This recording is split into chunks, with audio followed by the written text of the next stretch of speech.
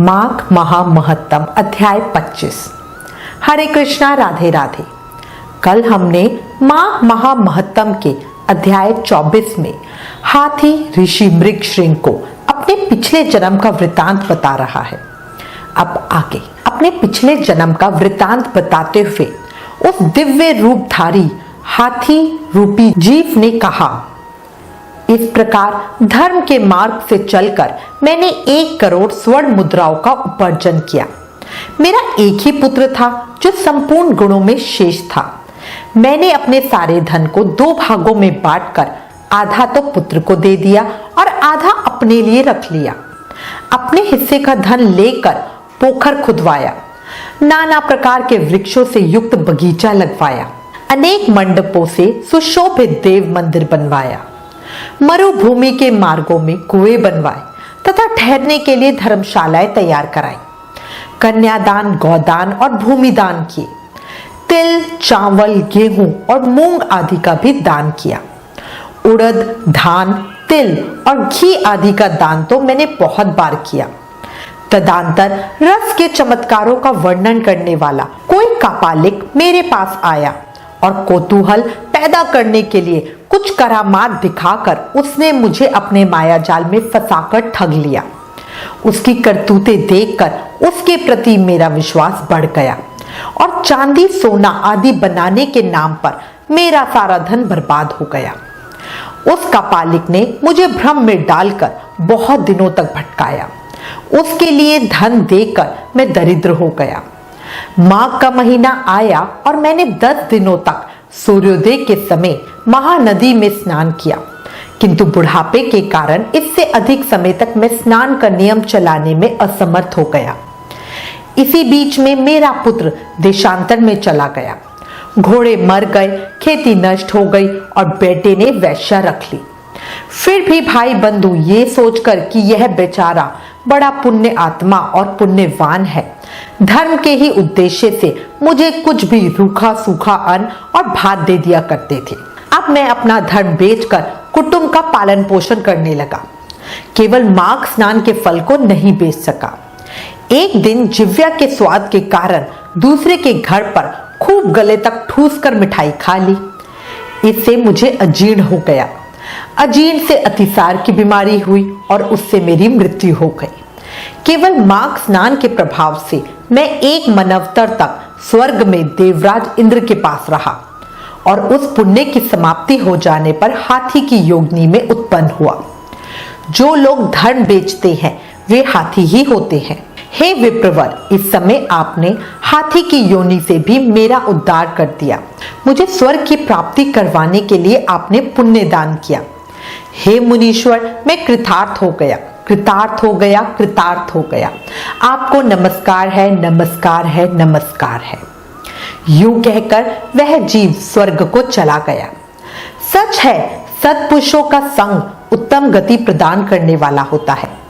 इस प्रकार महानुभाव मृगश्रृंग उस वैश्य को हाथी की योनि से मुक्त करके स्वयं गले तक पानी में खड़े हो सूर्य नंदन यमराज की स्तुति करने लगे। ओम यम धर्मराज मृत्यु अनंतक वैवस्वत काल सर्वभूताशाय औदुंबर दग्न नील परमेष्टि वक्रोदय चित्र और चित्रगुप्त, इन 14 नामों से पुकारे जाने वाले भगवान यमराज को मेरा नमस्कार है, जिनका मुख दाढ़ों के कारण विकराल प्रतीत होता है और टेढ़ी भौं से युक्त आंखें क्रूरतापूर्ण जान पड़ती है, जिनके शरीर में ऊपर की ओर उठे हुए बड़े बड़े रोम है तथा ओठ भी बहुत लंबी दिखाई देती है।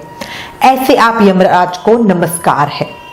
आपके अनेक भुजाएं हैं, अनंत नख हैं तथा कज्जलगिरी के समान काला शरीर और भयंकर रूप है। आपको नमस्कार है। भगवान, आपका वेश बड़ा भयानक है। आप पापियों को भय देते हैं। बहुत बड़ा भैंसा आपका वाहन है। आपके नेत्र दहकते हुए अंगारों के समान जान पड़ते हैं। आप महान हैं। मेरु पर्वत के समान आपका विशाल रूप है। आप लाल माला और वस्त्र धारण करते हैं। आपको नमस्कार है। कल्पांतर के मेघों के भांति जिनकी गंभीर गर्जना और प्रलयकालीन वायु के समान प्रचंड वेग है, जो समुद्र को भी पी जाते हैं, संपूर्ण जगत को ग्रास बना लेते, पर्वतों को भी चबा जाते और मुख से आग उगलते हैं, उन भगवान यमराज को नमस्कार है। भगवान अत्यंत घोर और अग्नि के समान तेजस्वी, काल रूप, मृत्यु तथा बहुत से रोग आपके पास सेवा में उपस्थित रहते हैं, आपको नमस्कार है। आप साधुओं पर सदा स्नेह रखते हैं, वाणी से उनमें प्राणों का संचार करते हैं, वचनों से संतोष देते और गुणों से उन्हें सर्वस्व समर्पण करते हैं। सज्जन पुरुषों पर सदा संतुष्ट रहने वाले आप धर्मराज को बारंबार नमस्कार है।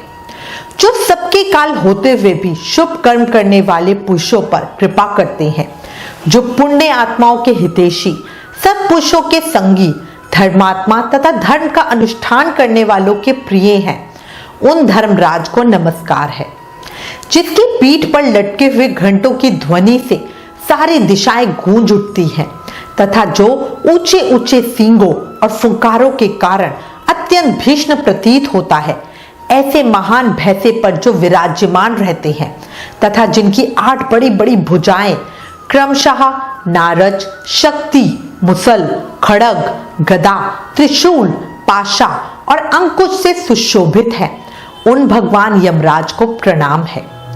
जो 14 सत्पुरुषों के साथ बैठकर जीवों के शुभ अशुभ कर्मों का भली भांति विचार करते हैं, साक्षियों द्वारा अनुमोदन कराकर उन्हें दंड देते हैं तथा संपूर्ण विश्व को शांत रखते हैं, उन दक्षिण दिशा के स्वामी शांत स्वरूप यमराज को नमस्कार है।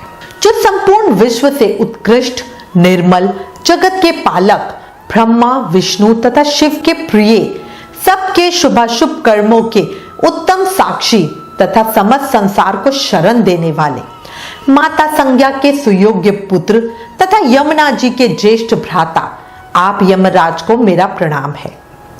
इसके बाद वशिष्ठ जी कहते हैं, इस प्रकार स्तुति करके ऋषि मृगशृंग ने उदारता और करुणा के भंडार तथा दक्षिण दिशा के स्वामी भगवान यम का ध्यान करते हुए उन्हें साष्टांग प्रणाम किया।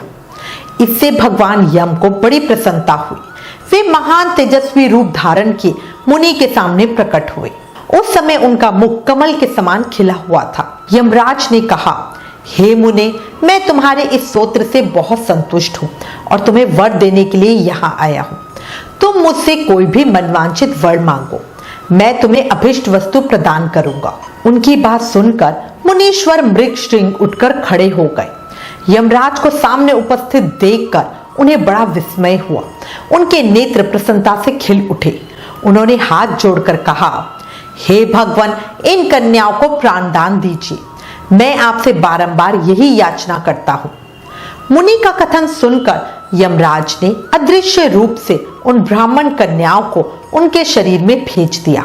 तभी सोकर उठे हो ऐसे वो सभी कन्याएं उठ खड़ी हुई। अपनी बालिकाओं को सचेत होते देख माताओं को बड़ा हर्ष हुआ। कन्याएं पहले की ही भांति अपने अपने वस्त्र पहनकर माताओं के साथ अपने घर गईं। वशिष्ठ जी कहते हैं, इस प्रकार मुनि मृगशृंग को वरदान दे यम देवता अपने पार्षदों के साथ अंतर्ध्यान हो गए। इधर ब्राह्मण भी यमराज से वर पाकर बड़ी प्रसन्नता के साथ अपने आश्रम को लौट आए। जो मानव प्रतिदिन यमराज की इस स्तुति का पाठ करेगा, उसे कभी यम यातना नहीं भोगनी पड़ेगी। उसके ऊपर यमराज प्रसन्न होंगे। उसकी संतति का कभी अपमृत्यु से पराभव नहीं होगा। उसे इस लोक और परलोक में भी लक्ष्मी की प्राप्ति होगी और उसे कभी रोगों का शिकार नहीं होना पड़ेगा। माघ महामहत्तम अध्याय 25 समाप्तम। प्रेम से मन से जाप करते रहो। हरे कृष्ण कृष्ण कृष्ण हरे हरे, हरे राम राम राम हरे हरे। याद रखो, कलयुग केवल नाम आधारा। नाम जाप से ही कृष्ण प्रेम, भक्ति, मुक्ति पाई जा सकती है। राधे राधे।